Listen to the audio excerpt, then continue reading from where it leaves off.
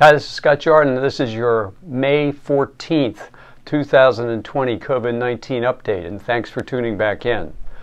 I'll tell you about the tie in a second, but first off, I want to thank the Bullen employees and our customers, the Bullen employees, for working so hard to get all the production out that we've been doing. As I've said in past videos, that we're working many hours. Thanks to our suppliers as well for being able to get the raw materials, packaging, everything else to us, and thanks to the customers for kind of putting up with the new normal as far as kind of when's product shipping, when it's not shipping, what's going on, and all that. So we certainly understand there's a lot of frustration out there with the way things are going, but we're trying to make the best of it. And we do have a new allocation program that we're going to be announcing very soon, and your salespeople will be contacting you. I think it should clear up a lot of issues as far as how much product you're going to get and when you're going to get it. So I think that'll be a great thing, and it's coming very soon in the next couple days.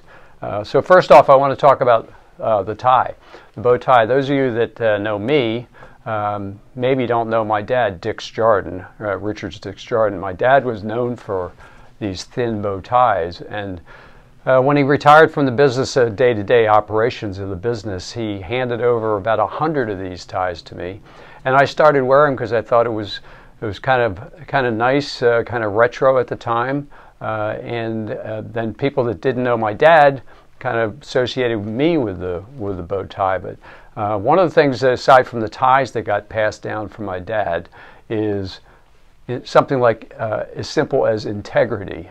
My dad was known for great business practices, good karma, and treating customers right, and integrity is part of it. So a couple of things I wanted to talk about today kind of relate to the whole claims market, what people are saying. We touched on it a little bit in the past about fogging, whether or not you can fog a product or not, and then products that have these shield things with the spikes and the germs come down.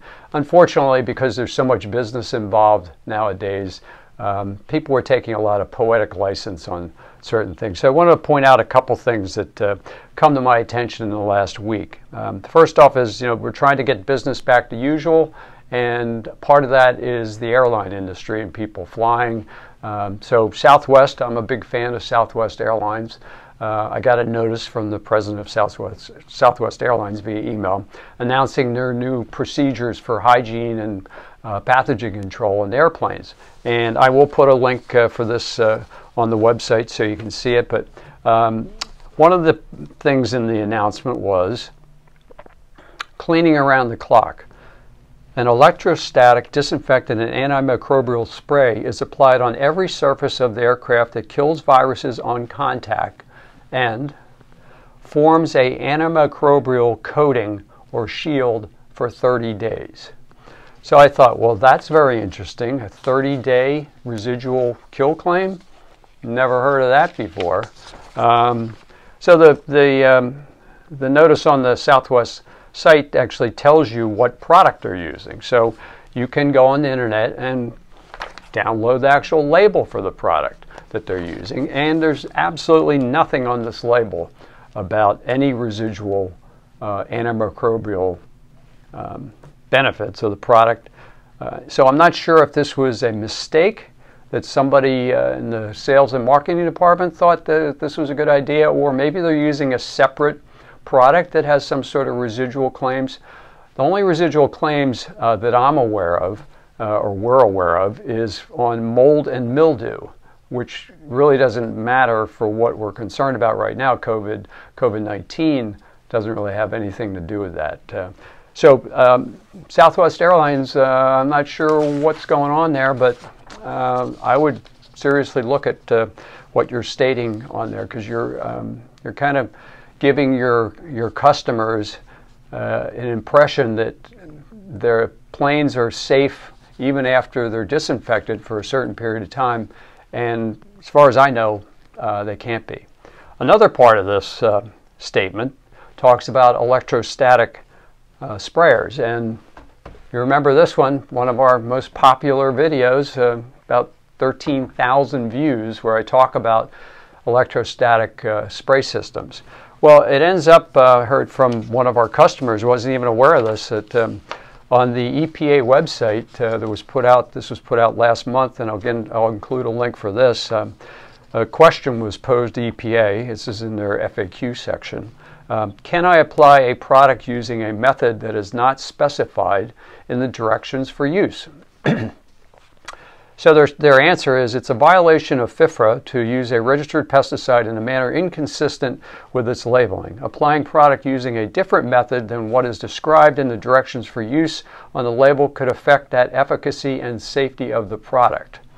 For example, if a EPA registered product label specifies that it can only be applied as a liquid using a cloth, sponge, or sprayer, then applying it via a fogging device, which we've covered in a previous video, or, and this is very important, or electrostatic sprayer. And it specifically calls that out, saying which EPA considers a different application method than a conventional sprayer. That would be a violation of FIFRA. So what they're saying here is you cannot use a fogger, which we've already covered. That's kind of a standard thing that people, I think, understand you're not supposed to be doing. Unless it states it on the label, you can't apply it that way. But now they've put in there that you can't do it with electrostatic sprayers either, which is a huge, huge change, or at least a notice that's brand new as of last month. So I'm sure there's going to be a lot of lobbying by either the people that make sprayers like this or a couple companies that are promoting the use of their products through that device. So I'm hoping we'll get some clarity on this. We've reached out to our regulatory people to see what we could find out, because this is brand new. The lack of fogging claims is kind of easy to understand, and I talked about that again in a previous video. But what they're essentially saying, it goes on a little bit further here. In addition, applying a product in a way that does not align with its intended use may render that product less effective. For example, a product may have a required contact time. This is the amount of time a surface must remain wet to kill a certain pathogen. If you use an application method that EPA hasn't evaluated, the surface may not remain wet for long enough and the product may not be effective. So that's a pretty big statement, and that's kind of why fogging hasn't been allowed across the board with all disinfectant products. None of our EPA registered disinfectants allow fogging.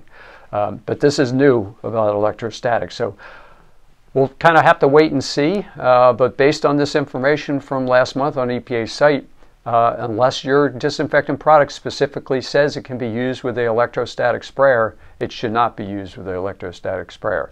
So I know that's really, really kind of unusual news that actually I wasn't expecting it until I read about it yesterday.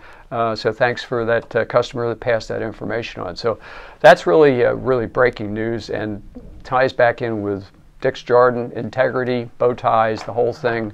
You got to do what's right, because if you don't do things properly, you're misrepresenting what a product can do or what it kills and that type of thing. It gives the consumer, the end user, a false sense of security. They think, oh, this airplane is safe for 30 days. I don't have to worry about it. I still have to wear a mask and everything else, but I don't have to worry about touching the tray table and the seat or wherever it happens to be. So hopefully we'll get some clarity on that as soon as possible. Again, you can go to our website where we'll be posting this video up, and you can get links to the two things I talked about. And again, most importantly, do what Dick's would do, and make sure what you're talking about is true, and it's not misleading, and is accurate for the safety of everybody involved. So thanks again for tuning in. Thanks for your comments very much, and I'll see you next week. Hopefully things will be even better next week. Thanks very much.